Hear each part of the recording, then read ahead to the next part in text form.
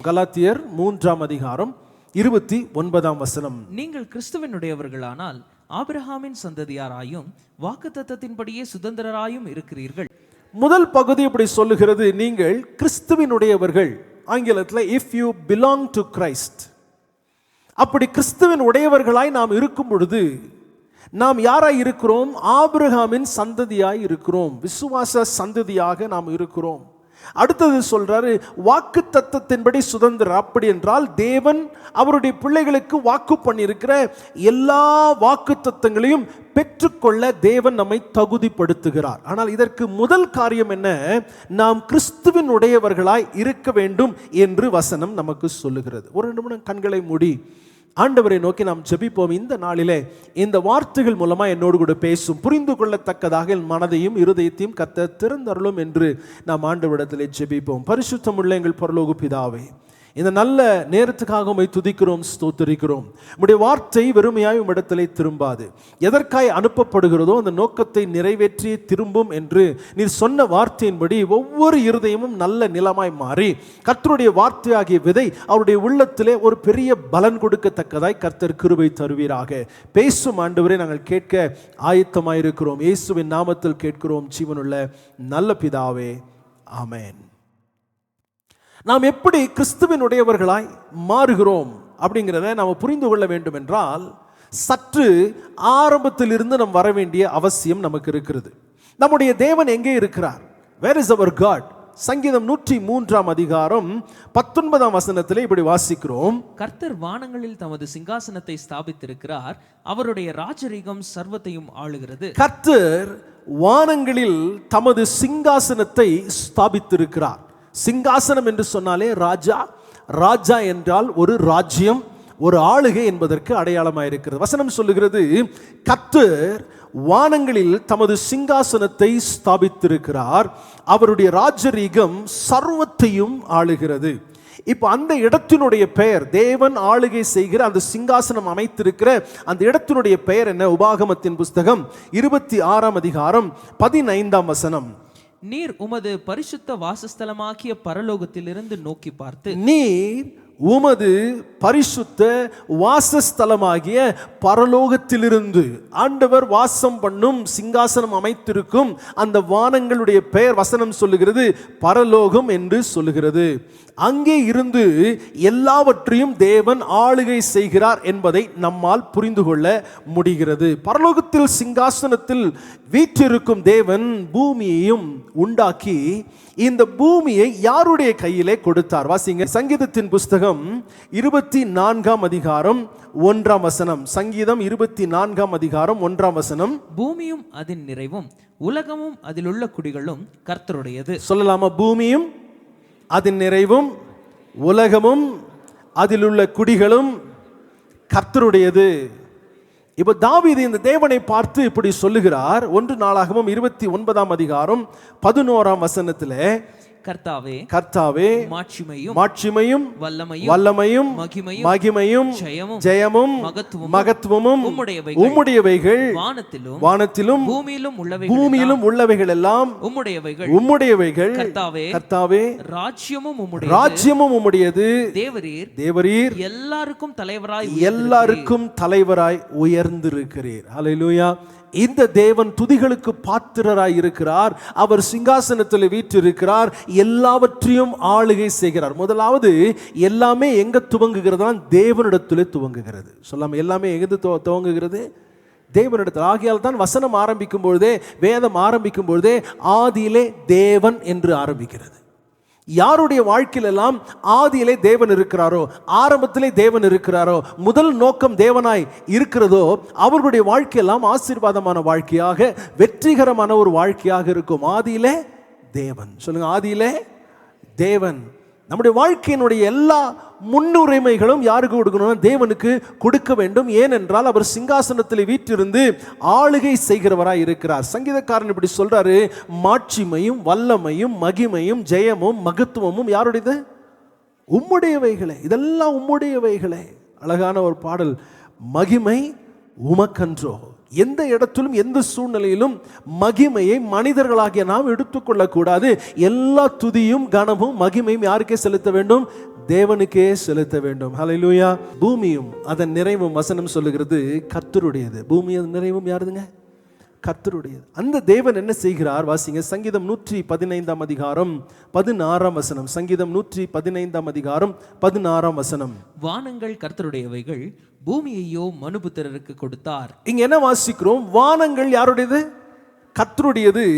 பூமியையோ யார் கையில கொடுக்கிறாரு? மனுபுத்திரருடைய கையிலே கொடுக்கிறார். தேவன் இந்த பூமியை யாருடைய கையில கொடுத்தாரா? மனுஷனுடைய கையிலே கர்த்தர் கொடுத்தார். ரொம்ப ஆச்சரியமா இருக்கிறது. மனிதனை சிருஷ்டிப்பதற்கு முன்பதாக அவனுக்கென்று தேவன் தங்கும் ஒரு இடத்தை ஆயத்தப்படுத்துகிறார். அதுதான் ஏதேன் என்ற தோட்டம். தேவன் ஆளுகை செய்வதற்கு, அவர் சார்பாக பூமியை ஆளுகை செய்வதற்காக தான் மனிதனை ஏற்படுத்தினார். அந்த மனிதனை ஒரு அரண்மனையில் வைக்கவில்லை, மாறாக தேவன் அவனை ஒரு தோட்டத்திலே கர்த்தர் வைத்தார். ஏன் தோட்டத்தில் வச்சார் அப்படின்னா, தோட்டம் என்பது அது நல்லா இருக்கணும்னா வெயில் அவசியமா இருக்குது, தோட்டம் நல்லா இருக்கணும்னா மழை அவசியமா இருக்குது. இது ரெண்டையும் கொடுக்கிறவர் கர்த்தர். அப்போ எப்பொழுதுமே தேவனை சார்ந்து வாழக்கூடிய ஒரு இடத்திலே நாம் இருக்க வேண்டும் என்றுதான் தேவன் மனிதனை எங்க வைத்தார்? தோட்டத்திலே வைத்தார். அது மட்டும் அல்ல, அந்த தோட்டம் நாளுக்கு நாள் வளர்ந்து கொண்டே இருக்கும், அது ஜீவனுள்ளதா இருக்கும், அது உயிருள்ளதா இருக்கும். ஆகையால் தான் புதிய ஏற்பாட்டிலே அவரை விசுவாசிக்கிற பிள்ளைகளை ஜீவனுள்ள கற்கள், நம் கற்களை போல் இருந்தாலும் நம் ஜீவனுள்ளவர்களா இருக்கும் என்று வசனம் நமக்கு சொல்லுகிறது. இப்படி தேவன் மனிதனை சிருஷ்டித்து விட்டு மனிதனிடத்திலே கர்த்தர் சொன்ன வார்த்தை என்ன? ஆதியாகமம் 1 அதிகாரம் 26 வசனம். ஆதியாகமம் 1 அதிகாரம் 26 வசனம். பின்பு தேவன், நமது சாயலாகவும் நமது ரூபத்தின்படியையும் மனுஷனை உண்டாக்குவோமாக, அவர்கள் சமுத்திரத்தின் மச்சங்களையும் ஆகாயத்து பறவைகளையும் மிருக ஜீவன்களையும் பூமி அனைத்தையும் பூமியின் மேல் ஊறும் சகல பிராணிகளையும் ஆளக்கடவர்கள் என்றார். ஆதாமையும் ஏவாளையும் தேவன் படைத்துவிட்டு அவர்களுக்கு அவர் சொன்ன வார்த்தை, பூமி அனைத்தையும் ஆளக்கடவர்கள். சொல்லுங்க, என்ன சொன்னாரு? பூமி அனைத்தையும் ஆளக்கடவர்கள். அப்படின்னு என்ன அர்த்தம்? பரலோகத்திலே அந்த ராஜ்யத்தில் வீற்றிருக்கிற தேவன் பூமியிலே அவருடைய பிரதிநிதியாக பூமியை ஆளுவதற்கு தான் தேவன் ஆதாமை இங்கே பூமியிலே வைத்தார். பூமியிலே ஆதாமை வைத்து அவர் சார்பாக, தேவனுடைய சார்பாக பூமியிலே அவருடைய ராஜ்யத்தை ஆளும்படிக்கு மனிதனை பூமியிலே கர்த்தர் வைத்தார். ஆனால் எப்பொழுது மனிதன் தேவனுடைய வார்த்தைக்கு கீழ்ப்படியாமல் போனானோ, எப்பொழுது பாவம் உள்ளே வந்ததோ, அன்றைக்கு என்ன நடந்தது? தேவன் மனிதனுக்கு கொடுத்த அதிகாரத்தை சாத்தானுடைய கையில் அவன் இழந்து விட்டான். இப்போ ஆளுகை செய்கிறது யார் கையில் வந்துருச்சு? சாத்தானுடைய கையிலே வந்து விட்டது. ஆனால் அது சட்டத்துக்கு புறம்பான ஒரு ஆளுகையாக இருக்கிறது. சட்டத்துக்கு புறம்பான, தேவனுடைய ஆளுகைக்கு புறம்பான ஒரு சட்டமாக, ஒரு ராஜ்யமாக அந்த ராஜ்யம் இருக்கிறது. அதுதான் சாத்தானுடைய ராஜ்யம் என்று வசனத்திலே நாம் வாசிக்கிறோம்.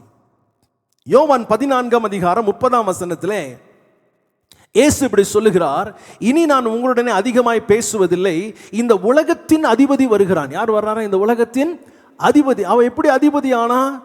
ஆதாம் ஏமாந்து கர்த்தருடைய கட்டளை கீழ்ப்படியாமல் போன பொழுது அவன் கையில் இருந்த அதிகாரம் இப்பொழுது சாத்தானுடைய கையில போய்விட்டது. ஆகையால் அவன் பூமியின் அதிபதியாக மாறிவிட்டான். சமீபத்தில் உலகத்தில் நடக்கிற ஒரு உதாரணத்தை நான் சொல்ல நல்லா புரிந்து கொள்வீர்கள். யுக்ரைன் என்ற ஒரு தேசம் இருக்கிறது, ரஷ்யா என்ற ஒரு தேசம் இருக்கிறது. ரெண்டும் வித்தியாசமான தேசங்கள். ஆனால் ரஷ்யா தேசம் பார்க்கிறது இந்த உக்ரைன் தேசத்தின் மேலே ஒரு போர் தொடுத்து அதிலே ஒரு பகுதியை கைப்பற்றி விடுகிறது.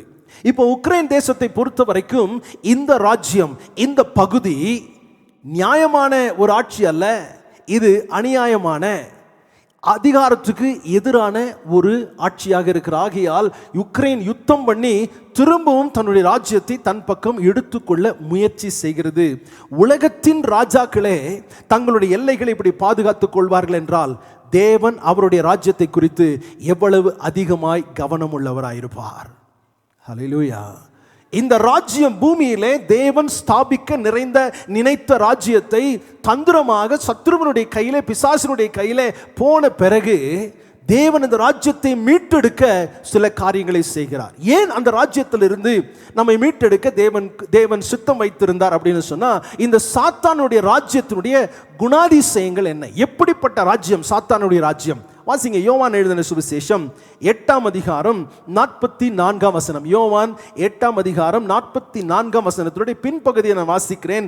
அவன் பொய்யனும் பொய்க்கு பிதாவுமாய் இருக்கிறபடியால் அவன் பொய் பேசும்போது தன் சொந்தத்தில் எடுத்து பேசுகிறான். பிசாசுனுடைய ராஜ்யம் பொய்களின் மேல் கட்டப்பட்ட ஒரு ராஜ்யம்.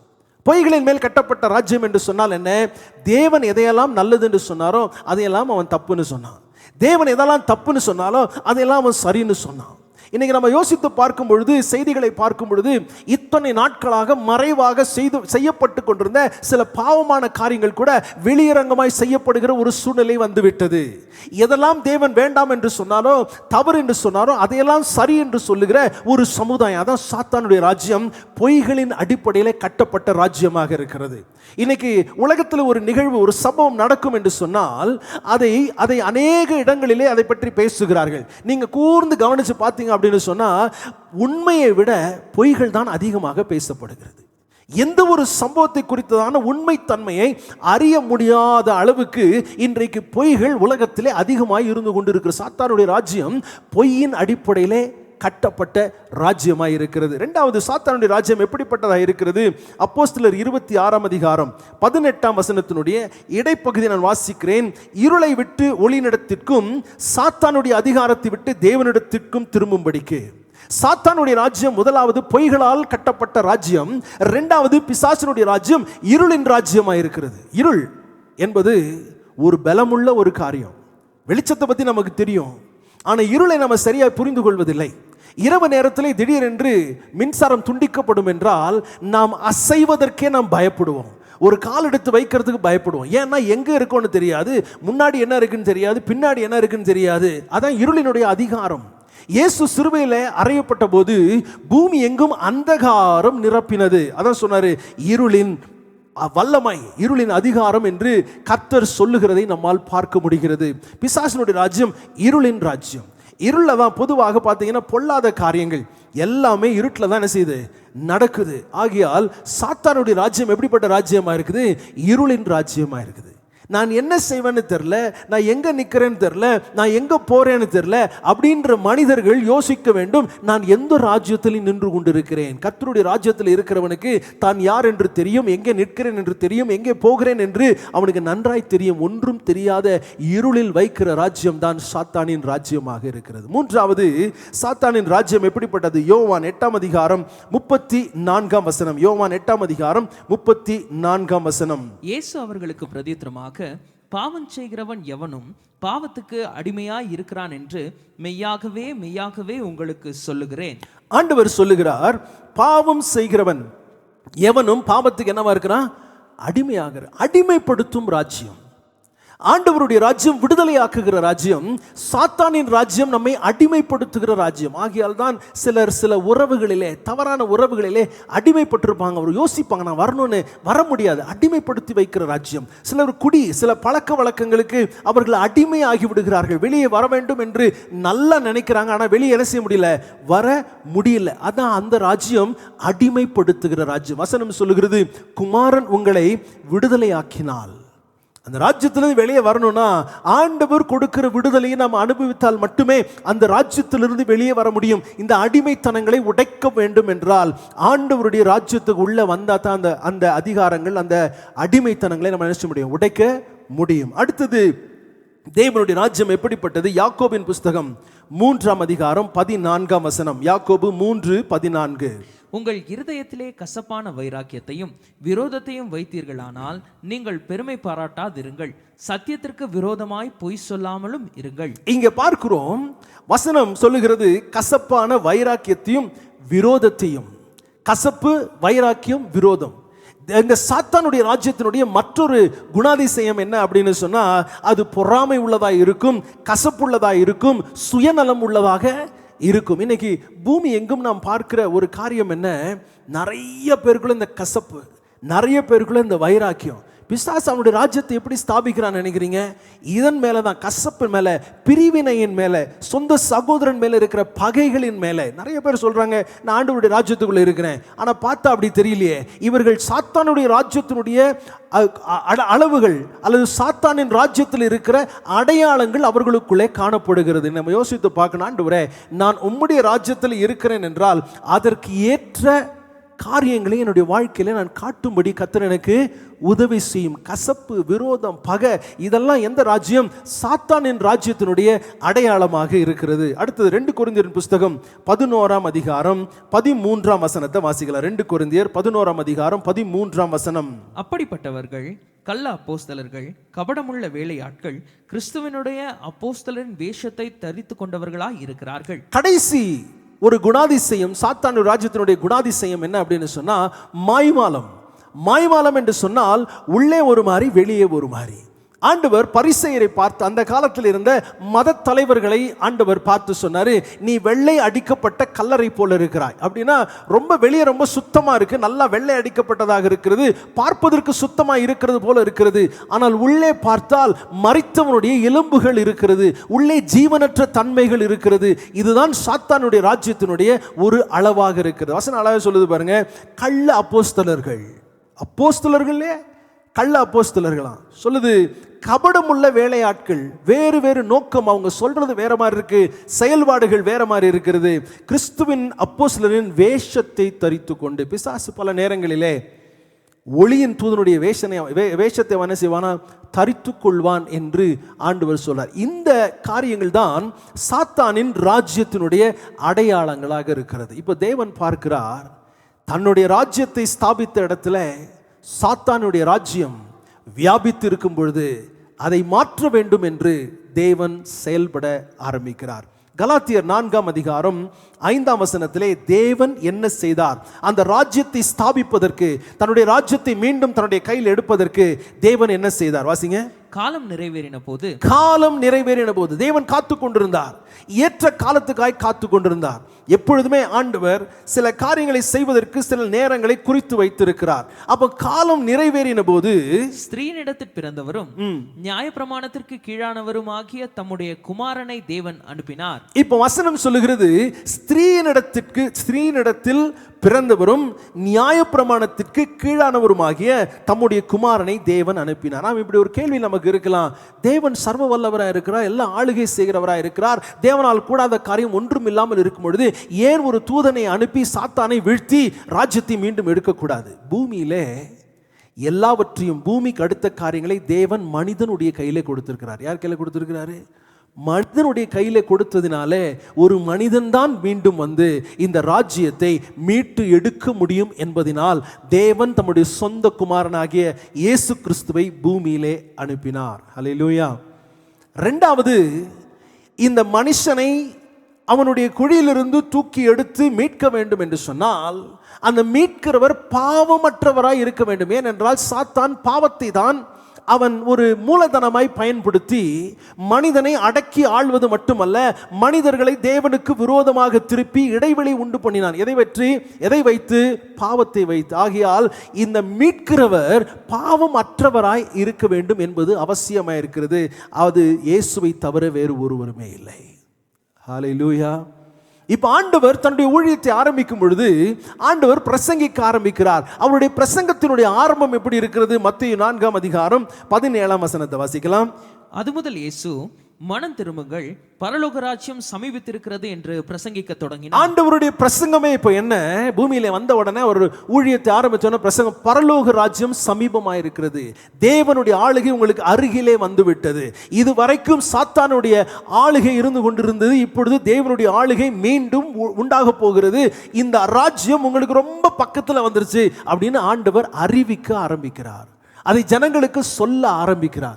இன்றைக்கு ஒருவேளை பலவிதமான நெருக்கங்களிலே, கஷ்டங்களிலே, வேதனைகளிலே சிலர் சொல்லுவாங்க, ஜான் ஏறினா முளம் சறுக்குதுன்ற அப்படிப்பட்ட நிலைமைகளை இருப்பீர்கள் என்று சொன்னால் நீங்கள் ஆண்டவர்கிட்ட சொல்லுங்க, உம்முடைய ராஜ்யத்துக்குள்ளே என்னை கொண்டு வரும் ஆண்டவர், ஆளுகைக்குள்ளே நான் வர விரும்புகிறேன், அப்பொழுது என்னை அடிமைப்படுத்துகிற எல்லா நுகங்களும் உடைக்கப்படும், கர்த்தர் அதை எனக்காக செய்து முடிப்பீர். ஆமென். பல நேரங்களில் நாம் என்ன நினைக்கிறோன்னா, ஆண்டவர் ஒரு காரியத்தை நமக்கு செய்யணும்னா ஆண்டவருடைய பாதத்தில் உட்கார்ந்து அழுது கெஞ்சி அவர்கிட்ட கேட்டால் தான் செய்வார். இல்லை, ஆண்டவர் நமக்கு அதிகாரத்தை கொடுத்திருக்கிறார்.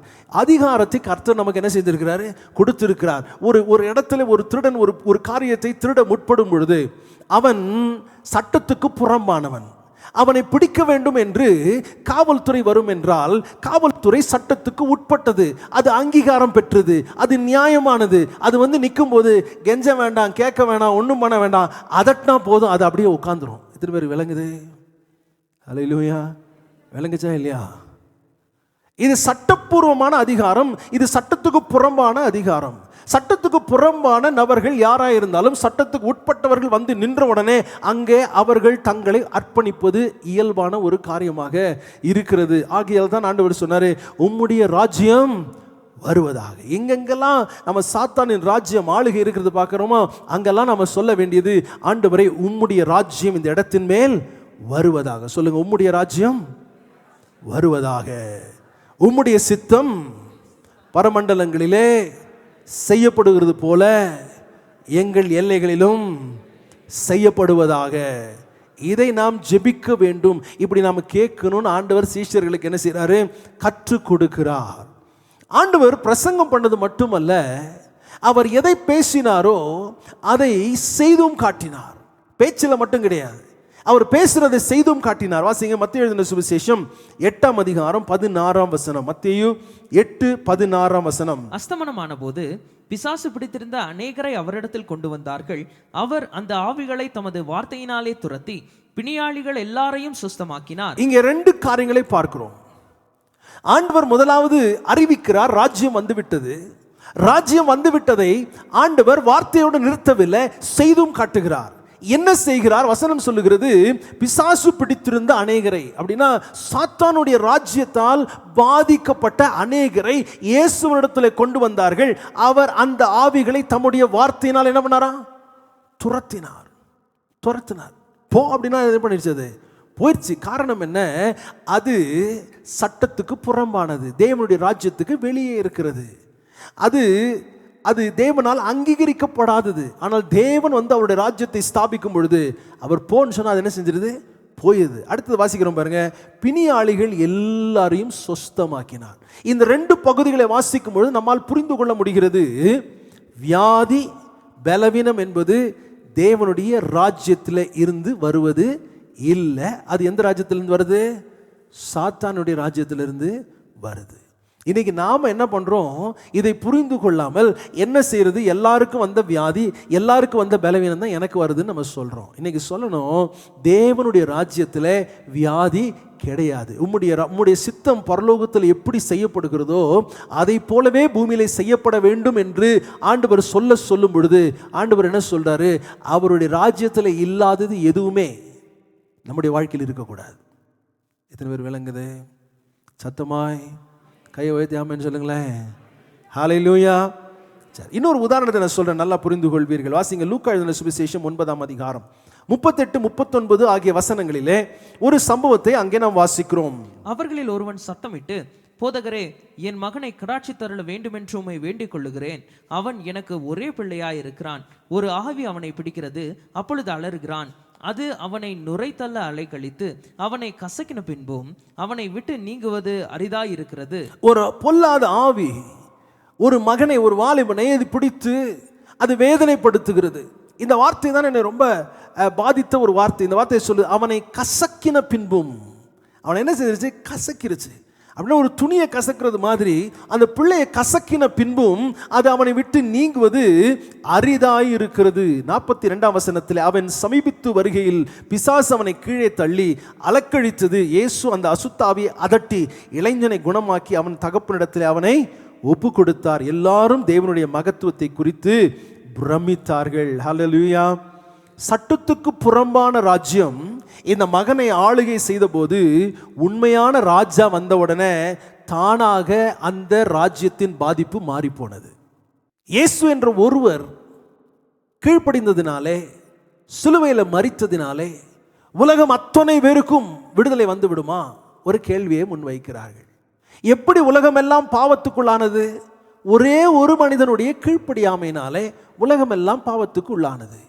இப்போ ஒரே மனிதனுடைய கீழ்ப்படிதலினாலே உலகமெல்லாம் நீதிமான் ஆக்கப்படுவதற்கு தேவன் வழியை திறந்து வைத்திருக்கிறார். அது எப்படி நடக்கிறது என்று வாசிக்கும் பொழுது, தமது சரீரத்தில் இயேசு அவருடைய சரீரத்தில் நம்முடைய பாவங்களை சிலுவையின் மேல் சுமந்தார். சேர்ந்து சொல்லலாமா? தமது சரீரத்திலே நம்முடைய பாவங்களை சிலுவையின் மேல் சுமந்தார், அவருடைய தழும்புகளால் குணமானீர்கள். தம்மை பலியாக ஒப்பு கொடுத்தார். எப்படிப்பட்ட பலியாக ஒப்பு கொடுத்தார்? வாசிங்க, 1 யோவான் 4:10. 1 யோவான் 4:10. நாம் தேவனிடத்தில் அன்பு கூர்ந்ததினால் அல்ல, அவர் நம்மிடத்தில் அன்பு கூர்ந்து நம்முடைய பாவங்களை நிவிர்த்தி செய்கிற கிருபாதார பலியாக தம்முடைய குமாரனை அனுப்பினதினாலே அன்பு உண்டாயிருக்கிறது. இங்கே ஒரு வார்த்தை முன்வைக்க விரும்புகிறேன். கிருபாதார பலி. கிருபாதார பலி என்றால் என்ன? தேவனுடைய சகல கோபத்தையும், பாவத்தின் மேல் இருந்த எல்லா கோபத்தையும் தன்மேல் ஏற்றுக்கொண்டு அவருடைய கோபத்தை தணிக்கிற ஒரு பலிதான் கிருபாதார பலி. ரொம்ப முக்கியமான வார்த்தை, நாம் நல்லா புரிந்து கொள்ள வேண்டிய ஒரு வார்த்தையாக இருக்கிறது. இயேசு நமக்காக பலியானார் என்பது ஒன்று. கிருபாதார பலி என்று சொன்னால் தேவன் மனிதர் மேல் அவர்களுடைய பாவத்தின் நிமித்தமாய் இருந்த அத்தனை கோபத்தையும் தன்மேல் ஏற்றுக்கொண்டார். இயேசுவினுடைய மரணத்தை கொஞ்சம் யோசித்து பாருங்க. சாட்டையால் அடிக்கப்பட்டார், சரீரம் முழுவதும் கிழிக்கப்பட்டது, தாடி பிடுங்கப்பட்டது, முகத்திலே துப்பப்பட்டார், அவருடைய தலையில முள்கிரீடத்தை சூட்டினார்கள், அவரை சிலுவையிலே ஆணிகளால் கடாவினார்கள், அவருடைய ஆடைகள் எல்லாம் உருவி எடுத்து விட்டார்கள். இப்படிப்பட்ட ஒரு அகோரமான ஒரு மரணத்தை அவர் சந்திக்க வேண்டிய அவசியம் என்ன? உங்கள் மேல் என் மேல் இருந்த பாவத்தை எல்லாம் தன்மேல் அவர் ஏற்றுக்கொண்டார். நீங்களும் நானும் செய்த பாவத்தை அவர் என்ன செஞ்சார்? தன்மேல் ஏற்றுக்கொண்டதினால தேவனுடைய கோபாக்கினை நம்ம மேல் வர வேண்டியது யார் மேல வந்துச்சு? முற்றிலுமாய் இயேசுவின் மேல் ஊற்றப்பட்டது. சிலுவையில் அதான் நடந்தது. சிலுவையில் இயேசுவின் மேல் தேவனுடைய கோபமெல்லாம் ஊற்றப்பட்டு அந்த கோபத்தை, அந்த பலி முடித்து விட்டது. அந்த கோபத்தை முற்றிலுமாக மாற்றி விட்டது. ஆகையால் நம்மேல் வர வேண்டிய தண்டனை அவர் மேல் வந்தது. அதை ஏற்றுக்கொண்டு நமக்கு ஒரு விடுதலை கொடுத்துரு. ஆகையால் தான் இந்த பலியை குறித்து வேதம் சொல்கிறது, அவர் கிருபாதார பலியாக அவர் நமக்காக மரித்தார். ஆமென். நீங்க நிறைய பேர் அவருடைய ரட்சிப்பை லேசா நினைக்கிறதுக்கு காரணம் என்ன தெரியுமா? தேவன் தனக்காக என்ன செய்திருக்கிறார் என்பதை அறியாமல் இருக்கிறதுனால தான். எவ்வளவு பெரிய காரியத்தை கர்த்தர் நமக்காக செய்தார். சிங்காசனத்தில் வீற்றிருக்கிற ராஜாதி ராஜா புழுதியிலே வந்து மனிதனாக உங்களைப் போல என்னை போல பிறந்து, உங்களைப் போல என்னை போல சோதிக்கப்பட்டு அவர் தன்னுடைய வாழ்க்கை நோக்கத்தை நிறைவேற்றி முடித்தார். ஆகையால் தான் சிலுவையில் கடைசியில் சொன்னார், எல்லாம் முடிந்தது. ஹல்லேலூயா. இப்போ வாசிங்க, அப்போஸ்தலர் 10:43. அப்போஸ்தலர் 10:43. அவரை விசுவாசிக்கிறவன் எவனோ அவன் அவருடைய நாமத்தினாலே பாவ மன்னிப்பை பெறுவான் என்று தீர்க்கதரிசிகள் எல்லாரும் அவரை குறித்தே சாட்சி கொடுக்கிறார்கள். சொல்லுங்க, அவரை விசுவாசிக்கிறவன் எவனோ அவன் அவருடைய நாமத்தினாலே பாவ மன்னிப்பை பெறுவான். இருளின் அதிகாரத்தினின்று என்னை விடுதலையாக்கி தமது அன்பின் குமாரனுடைய ராஜ்யத்துக்கு உட்படுத்தினவருமாய் இருக்கிற பிதாவை நான் ஸ்தோத்தரிக்கிறேன். ஹல்லேலூயா. எவ்வளவு பெரிய ஸ்லாக்கியம் பாருங்க, கர்த்தர் நமக்கு கொடுத்திருக்கிற ஸ்லாக்கியம். எப்படிப்பட்ட தகுதியை தேவன் நமக்கு கொடுத்திருக்கிறார். இதை நினைத்து பார்க்க நம்மால் சும்மா இருக்க முடியாது, துதித்து கொண்டே இருப்போம். ஆகையால் தான் இதை உணர்ந்தவங்க ஆராதனையில் ஆராதிக்கும் வித்தியாசமாக ஆராதிப்பாங்க. நான் தேவனுடைய பிள்ளையான மாற்றி இருக்கிறாருங்க. நான் எப்படி இருந்தேன் தெரியுமா? என்னை ரட்சித்தார், என் பாவத்தை மன்னித்தார், அவருடைய பிள்ளையா என்னை மாற்றி இருக்கிறார்.